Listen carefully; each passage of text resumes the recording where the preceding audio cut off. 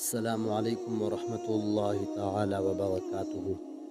أخواني المسلمين، تقبل الله منا ومنكم صالح الأعمال. عيدكم مبارك، كل عام وأنتم بخير. सब मुसलमान भाई बहनों को मेरी तरफ से ईद उल फितर की खुशियाँ बहुत बहुत मुबारक हो। अल्लाह ताला हम सब के रोज़ों को और रमज़ान अल मुबारक में हमने जितनी इबादत की है अल्लाह ताला सबको कबूल और मंजूर फरमाए। और अल्लाह ताला हम रमज़ान की खातिर हम तमाम उम्मत मुस्लिमा की मग़फ़िरत फरमाए।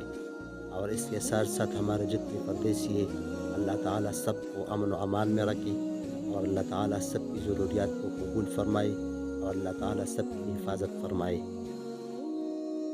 अस्सलामु अलैकुम वरहमतुल्लाहि ताला वबरकातुहू। ज़मा چې څومره مسلمانان وروڼه او خویندې دي ټولو ته زما له طرف نه د ورکوټي اختر ډېر زیات مبارک شه.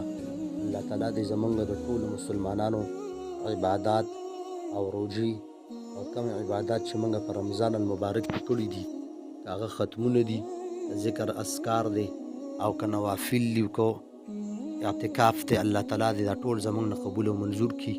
او الله تعالی دې د رمضان المبارک دا کوم رحمتونه چې دي دا په موږ او تاسو باندې بار بار راولي او الله تعالی دې دغه د رمضان المبارک دا رحمتونه زموږ نه لرې کوي او رمضان المبارک دا میاشت دا په موږ او تاسو باندې بار بار راشي.